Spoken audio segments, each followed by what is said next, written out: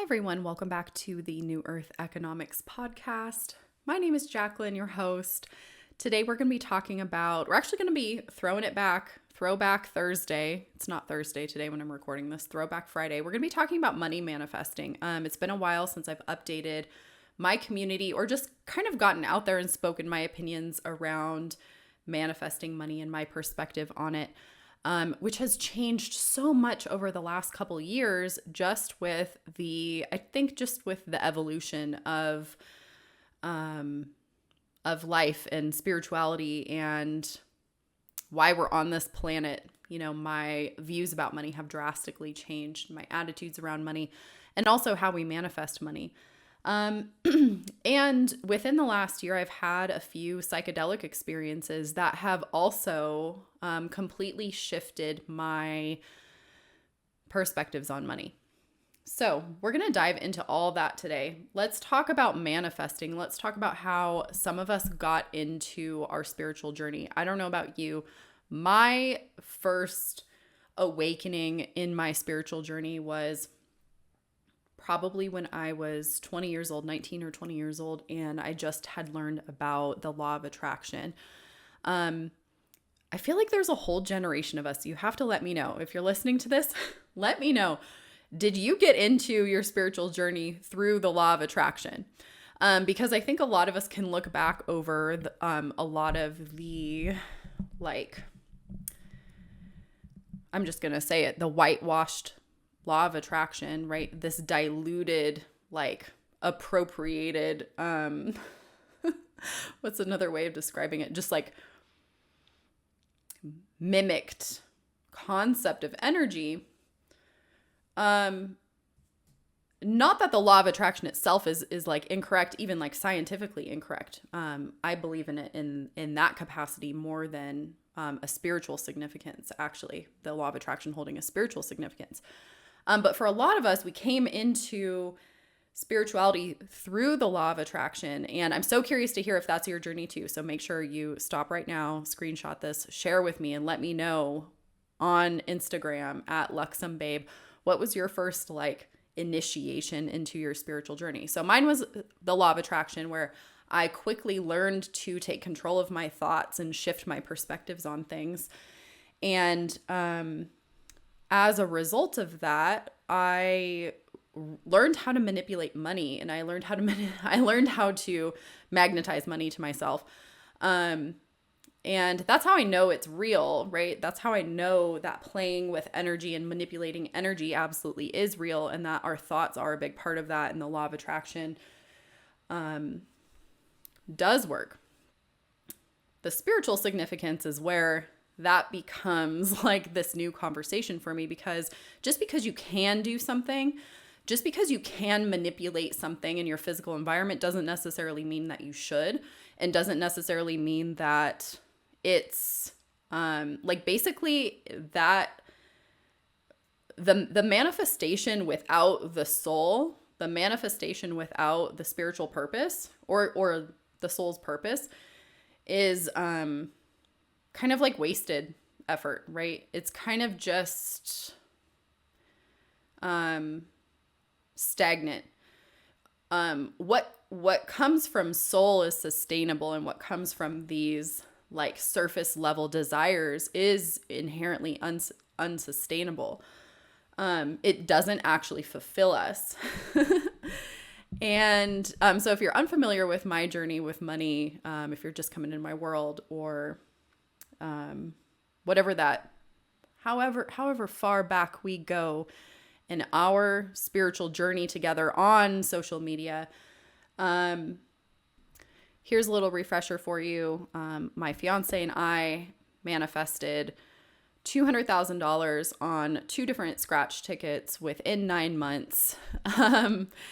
And I had been manifesting for 4 months prior to that happening. I had been manifesting $98,475. So over the last 6 years since that has happened, or 5 years since that has happened, 6 years almost, 5.5 years, I have learned so much about the basically matrix manipulation of money and manipulating money on our physical plane that we're in now, through our energy. And when I'm using the term manipulation, that's not necessarily like a positive or a negative thing. It's just what it is, right? I am changing something through my intentions. If it's used for good, and if you're deciding to use your magic and your manipulation for good, then there's really nothing karmically to worry about. It's when you're using your energy manipulation skills towards anything that violates free will or ill intent towards other people or something like that, where I find that the term manipulation actually matters, right? So I'm manipulating this energy. I'm learning to manipulate this energy. And learning so much about that within the last couple of years has created this view of money where it really is just like ones and zeros. It is really just like different numbers on a screen, right? And you're just changing those numbers on a screen. And my psychedelic experiences around like receiving information around this were really similar, where you don't actually need to money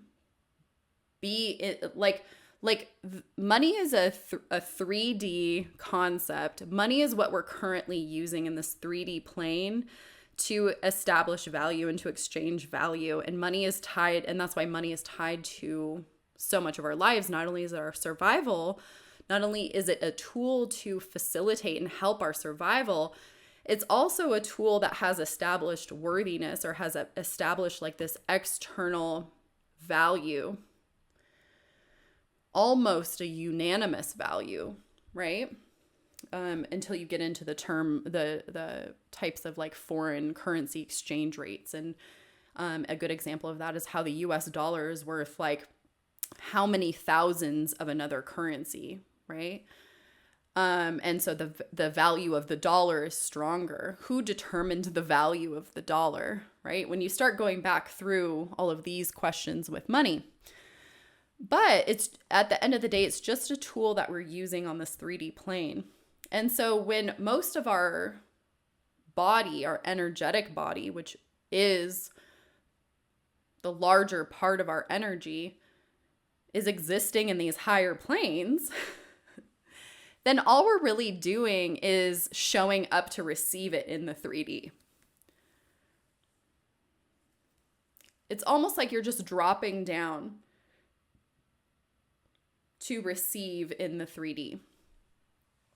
Because that's the only plane you can use it in, right? That's the only plane you can use it in. So hopefully that's making sense. So you're dropping down to use it in the 3D, but let's say the 5D or the higher dimension, the otherworldly aspects of yourself, that those dollars mean nothing. It's completely meaningless, right? And so so you have two options at that point, because it's completely meaningless. You can either know it's completely meaningless, and you can be one of those people that you probably know one or two, or you've probably heard people say this, that they don't care about money. They don't care about material things. They don't care about, money is just a made up concept and blah, blah, blah. And then like, have you ever experienced those people trying to live their lives without money, right? Or trying to like,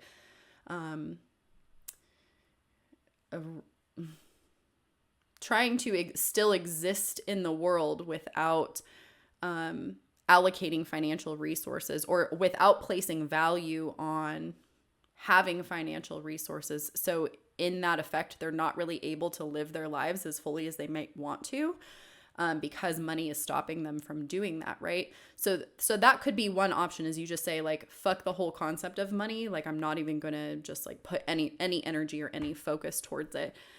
And the other option is to say like, oh, this is completely meaningless. I guess the best way that I would feel spiritually good about this, or my soul would feel good about this, is if I tied my soul's purpose to money, right? And so you like link these two things to create this like worthiness value for yourself of money outside of all of these other factors that we're told around being worthy around money. So, and then when that shift happens where, you're almost like suspended in time from how other people are experiencing money, almost like you're kind of isolating yourself into your own definition of what the dollars mean. And really what that is you're just disconnecting from the collective definition of money, right? You're disconnecting from this collective, like, fucked up hustle society where why did I want to use the term capitalist there? Oh my God, what am I turning into? Now I'm using capitalism in a negative light, and that was just like the word that came to me. Oh, just kidding.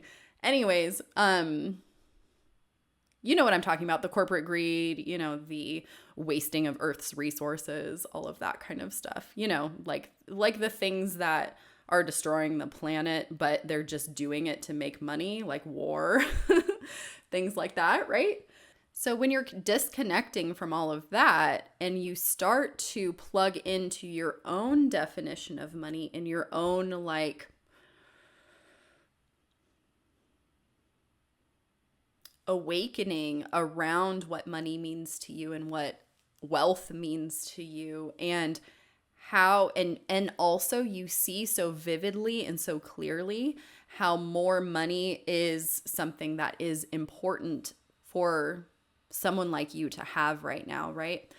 I view making a lot of money, so it's kind of like this, almost what it is like a spiritual rationalization of wanting to have a lot of money, right? Because that's also another mindset thing that a lot of us are up against when it comes to our spirituality, is the prior conditioning around spiritual leaders or enlightened people basically giving up all material possessions, and the desire for money being something that is inherently bad.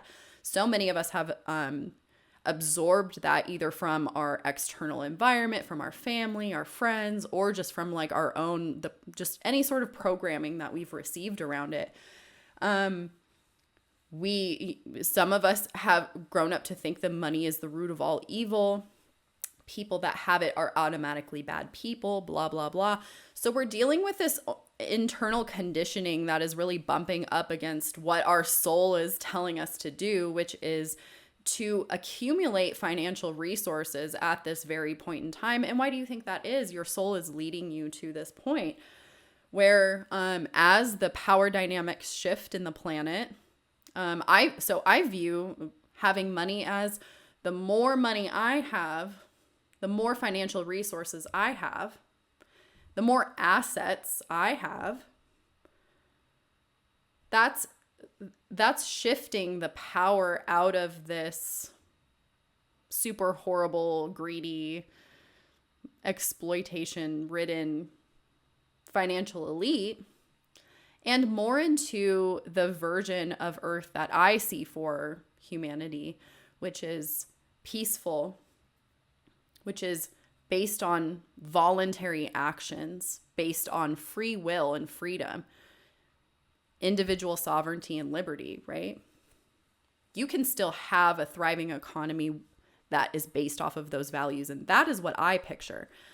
So my accumulation of dollars is critical for that change to occur, right?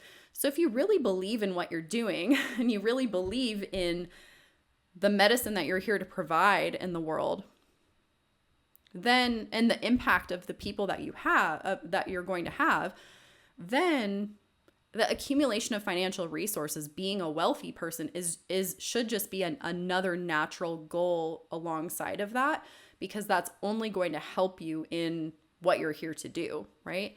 And so when you link money with a soul purpose like that for living out your values and living out what you really truly feel like you're here to do on this planet, while you're in this physical body, while you're existing in this 3D plane, I think the easier money actually gets to show up, because there's so much more that we provide to this world than just what we do for money, right? There's so much more. So when we release what we do for money around the dollars that we're receiving, the what we do part is the variable part, right? You could do next to nothing and receive huge amounts of money that will provide you resources to go live your soul's purpose, right? Some of our soul's purpose is enmeshed with our job, enmeshed with our occupation and how we receive money. So it's like a natural transition for us, right? But none of us have to do anything to receive the money. None of us have to actually do anything. Because when you start to view it as a matrix, you start to view it as ones and zeros, and you start to actually like contemplate how manipulated your physical reality can actually be,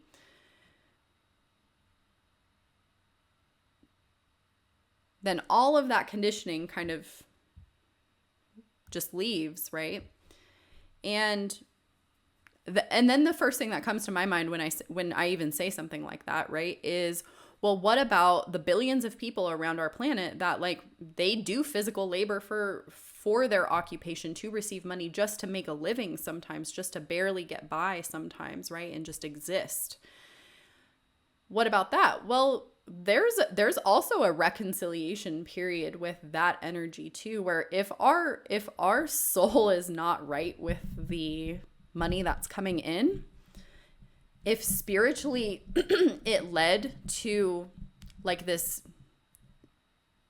like degraded state, there's a reconciliation for that, right? And I mean, whether it happens in one lifetime or not, that's a completely different question, but I do know that there is a reconciliation period. You can already kind of see this balancing of energy and balancing of forces in like the global political environment as well. You can see how things are starting to balance out, because the United States has been such a tyrannical war machine for so long that it's like, of course that energy is going, that has to, those uneven forces and that uneven balance between giving and receiving has to be reconciled at some point, right? And that's where I think moving into the new earth economy, which is what this podcast is all about, is that there's going to be less tolerance of those kind of behaviors. The balance will happen faster is what I'm trying to say. And so it almost conditions you out of ever doing anything unethical with money, because, or, you know, something that is spiritually degrading with money, because you like it just won't be as tolerated in the new earth. That kind of behavior, those kind of transactions won't happen as often, right? And that's why I think people that I've talked to now, that their business is, you know, maybe just starting to explode, or maybe that's just the people that I'm hanging around with, or, you know, their businesses are growing and that's great and they're thriving and that's amazing. I do see a lot of that. And I think it's amazing. And I think that most of those people that I can think of have been through this spiritual process with money and coming to this spiritual reconciliation with money, and then moving forward with their business from that standpoint and seeing how different their income was, because they were trying to earn under an old paradigm, and they were trying to magnetize under an old paradigm.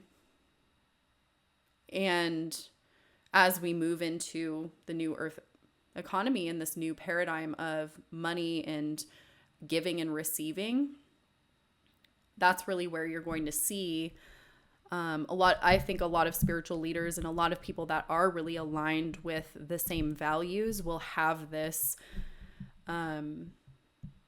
great collective energy to be able to learn these lessons and like kind of live out this soul purpose, or live out this timeline of sovereignty and liberty. And that draws a whole other question on where you draw the line between the old and the new, right? And what that actually looks like and what that actually means, because our world is also getting to a place where it's technology is greatly taking over a large portion of our human experience. And so what does that look like for the future of currency and the future for the economy, and where does the new earth economy fit into that? That's a whole different conversation. Maybe we'll save that for another time. But spiritually getting right with the money that you're bringing in, aligning to God and then acting from there is right now, I think, the fastest way to be able to magnetize the type of money that you want, because the people that you've seen succeed under the old paradigm, it's almost like a palpable, you can feel the reconciliation of energy that's going to be coming, right? And so it makes sense when you look back over even artists and things from the past, I don't know, that have like died and now they're more popular deceased. Their work is more impactful when they're deceased than it is when they're alive. Because it was really their mission that fueled the like acceleration of the ideas to become popular like that, right? Or to become so widely known / respected, and maybe really disrespected as well. But a lot more notoriety comes, if we look back to our past, the notoriety comes after the individual's death or after the artist's death. So, and that's because they're still what they were there to do, and what the impact they were there to make was meant to last past their physical lifetime, right? Past their human 3D experience. And so shifting your perspective of money to aligning with where your soul is going and what you're meant to do here on the planet. Because also, like, at this point, with everything that's gone on over the last couple of years, this mass awakening that's happened, we kind of aren't really like wasting time anymore. Like, I feel like it's time to like align or like go left. You know what I mean? And that's not like a political reference. I'm just saying, like, get with it or get lost, basically, right? And that feels palpable at times when talking to people that are happy under the old paradigm, or are happy under what I would consider a lower breakaway civilization, where there's more government control, there's less spiritual development, there's more violence, right? There's kind of like two directions that this is going right now. And this has been prophesized. This isn't just a concept I'm creating. I just think it's happening right now, or I just see it happening right now, right? But so many spiritual texts talk about the splitting of the timelines. And especially within like ancient civilizations. So I just kind of personally feel like that's very energetically visible in our physical environment right now. And so I think that right now it's this transition period. And I think that the faster more of us align to what we want to create, rather than reacting to the physical world that we're experiencing right now and saying like, oh, look how shitty this is. Look how the governments are overreaching. Look how much more violence is being perpetrated on people. Look how much inequality there is, despite all of the like narrative around a one earth economy and unity and things like that. And yet there's still so much inequality. So, if you think about a one earth economy or a one global government, that would only magnify the inequality, right?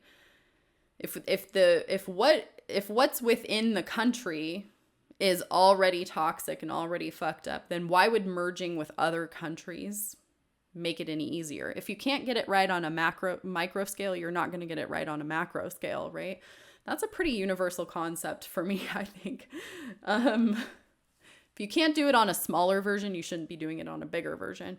And so I think that there's this fork in the road. And where are we going? Well, there's those of us that are wanting to create this peace, wanting to create this free will, what we consider maybe ascension. I don't know if that's even the right word for it, but just a less violent society, maybe not a perfect society, but something that's more in line with common values of freedom and our own ability to express what we're meant to do here on the planet, right? Rather than just be fitting into these boxes.